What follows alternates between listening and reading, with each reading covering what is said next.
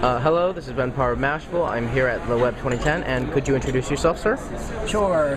Hey Ben, this is Jason Jacobs. I'm the founder and CEO of FitnessKeeper, which is the creator of the RunKeeper mobile fitness platform.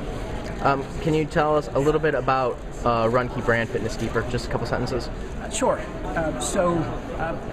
RunKeeper is a platform that basically we've seen huge innovations at the fitness sensor level, where there's more and more interesting sensors collecting more and more interesting kinds of fitness data. And what we're building is a virtual platform that ties all these sensors together and mixes in analytics and coaching and game mechanics and social accountability and community to ultimately make it fun to get out and do your physical activities and live a healthier life.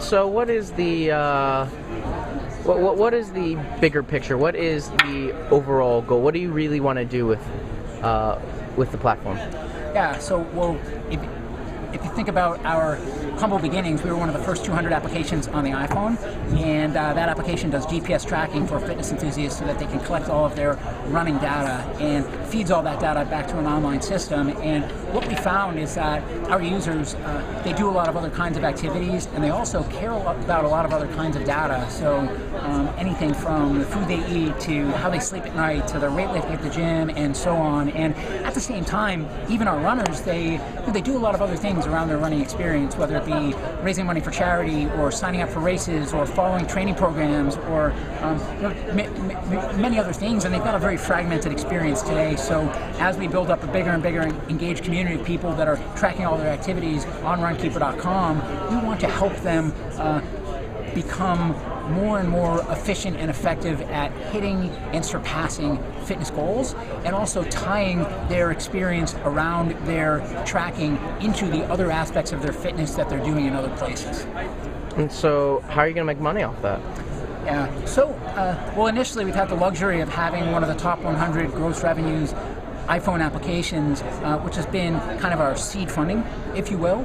And ultimately, we always intend on having a free service, and we always intend on making that service great and continuing to innovate on it. At the same time, we've got what's called RunKeeper Elite, which is an optional subscription service on the web. It's more like a club where you get access to several additional pieces of functionality, discounts on fitness classes, things like that. And so over time, we're not as concerned about monetization in the short term as we are about building a killer product and driving significant scale, and we're only monetizing enough so that we can pay the bills along the way and give us the time to really innovate and build up a killer community. And we think that there's plenty of exciting possibilities for what we can do with this community once we have it, but we're only focused on monetization along the way so much that we buy ourselves the time to get to the long term.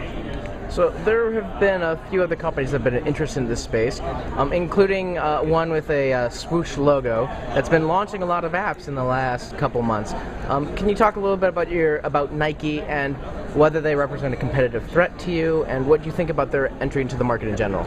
Sure. So if you look at our history, in 2007 I was training for my first marathon, and I was using the Nike Plus system to train for that race, and I thought it was incredibly powerful at the time to take a sensor, put it on a fitness enthusiast, and feed that data back to a virtual platform on the web that drives healthier behavior.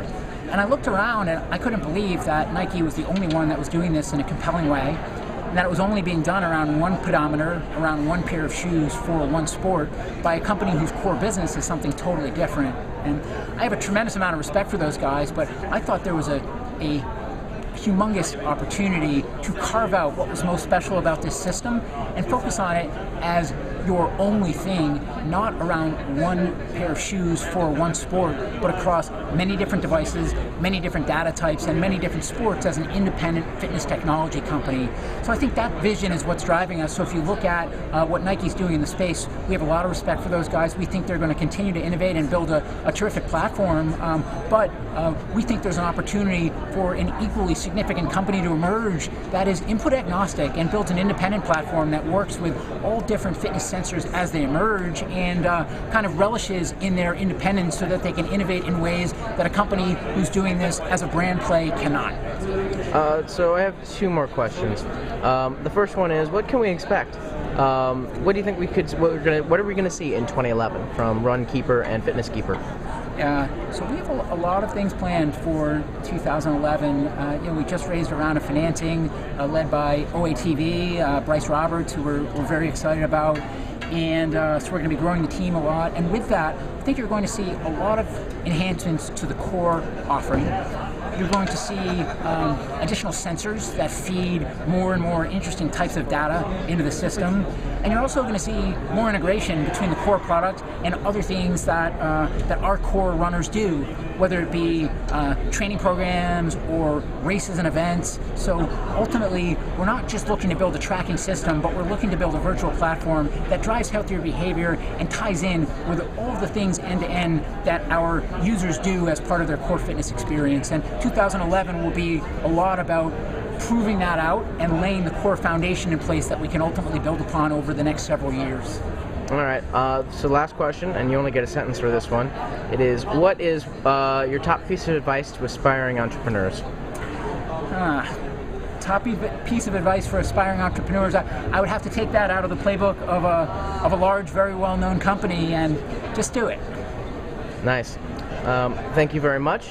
This is Mashable with RunKeeper and FitnessKeeper. Thanks, Ben.